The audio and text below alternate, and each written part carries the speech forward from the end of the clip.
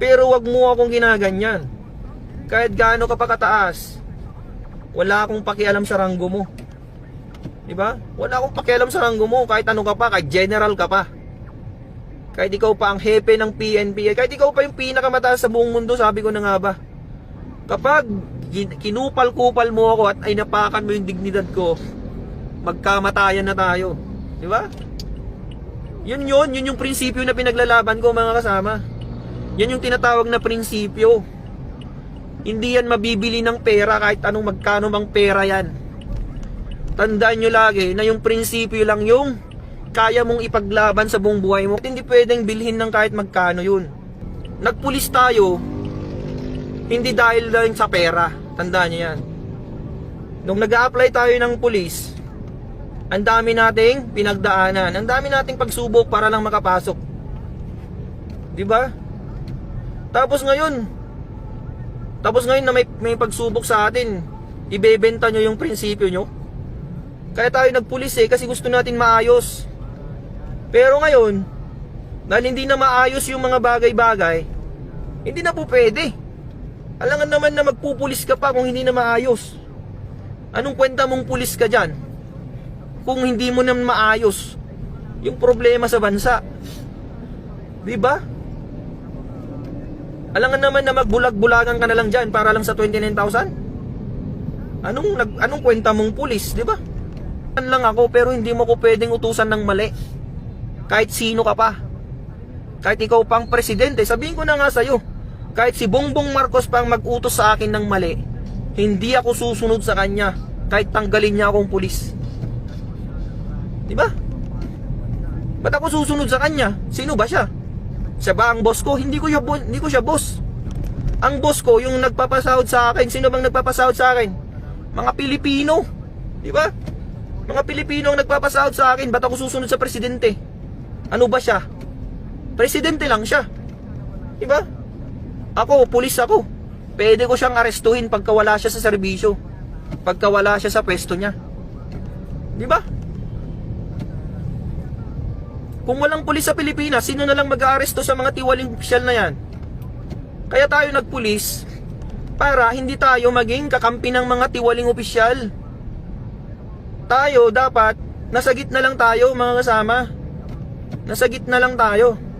Hindi pwedeng dahil presidente natin siya na yung susunundan natin.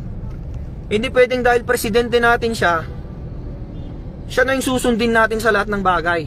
Hindi po pwede yun. Partisan ang tawag doon. Hindi porke presidente ka, susundin kita. Ano ka? Sino ka ba para sundin ko? Tama ka ba? Ang tanong, nasa tama ka ba para sundin kita? Diba? Sabi ko nga ulit sa inyo, kahit presidente ka pa ng Pilipinas, kung mali yung utos mo sa akin, hindi kita susundin. Sino ka ba para sundin ko? Diba? Pakinggan mo tong sasabihin ko, sir. Isa akong pulis ng Pilipinas, pero hindi ako sang-ayon sa ginagawa mo, sir. Diba? Hindi ako sang-ayon sa'yo. Kahit ano pang sabihin mo, sir, hindi ako susunod sa'yo. Kasi hindi mo naman ako pulis Bakit pulis mo ba ako? Pinapasahuran mo ba ako, sir? Hindi. Ang totoong may-ari sa profesyon ko, ang totoong nagpapasahod sa akin ay mga Pilipino, hindi ikaw. Presidente ka lang ng Pilipinas, pati nga ikaw, pinapasahuran namin Sumasahod ka dahil sa pera ng Pilipino. Kaya isa ka rin, katulad ka rin namin nasa serbisyo publiko. Pare-pareho tayo, sir. Hindi ka commander-in-chief lang dyan. Ikaw ay isang public servant. Diba? Public servant ka. Dapat magtrabaho ka rin. Hindi ka boss. Tandaan mo yan, sir, ha? Tandaan mo, sir, President Bongbong Marcos. Tandaan mo to. Isa kang public servant. Pumunta ka dyan sa pwesto mo para magserbisyo, hindi para maging boss namin. Dapat nga ikaw nagtatraffic dyan Dapat nga ikaw yung nasa gitna ng kalsada, nagtatraffic dyan Kasi nasa public service tayo. Hindi pwede yung presidente ka, dyan ka, nagiging boss ka dyan. Ano ka? Diba? Dapat leader ang tawag sa'yo. Hindi ka dapat nagiging boss dyan. Sino pa yung mga opisyal ng PNP dyan? Dapat kayo ngayon nasa gitna ng kalsada, dapat kayo yung leader. Hindi kayo boss dyan na parang hari kayo dyan na nakaupo sa napakagandang upuan para mag-utos-utos lang. Dapat leader kayo eh. Dapat kayong nangunguna sa serbisyo. Hindi yung nag-uutos-utos lang kayo dyan. Paano susunod yung mga tao sa inyo kayo mismo hindi nyo alam yung trabaho? Diba? Oh, hamunin ko kayong lahat dyan. Sa mga general dyan na nakaupo sa napakagandang upuan, sige, hamunin ko kayo. Alam nyo ba mag-serve ng traffic? Alam nyo ba? Alam nyo ba paano mag-traffic sa gitna ng traffic, sa gitna ng kalsada? Baka di nyo pa alam yan. General kayong tinuringan. Di nyo pa alam ang warrant of arrest. Putik. Warrant of arrest lang, di mo alam. Alam mo yung warrant of arrest? Pwede ka daw mag-aresto kahit walang warrant of arrest. Putik, ano yun? Pwede na lang pala akong magdampot dyan kahit sino. Bawal yun, nasa constitution yun, mga kasama. Bawal na bawal mag-aresto ng walang warrant of arrest.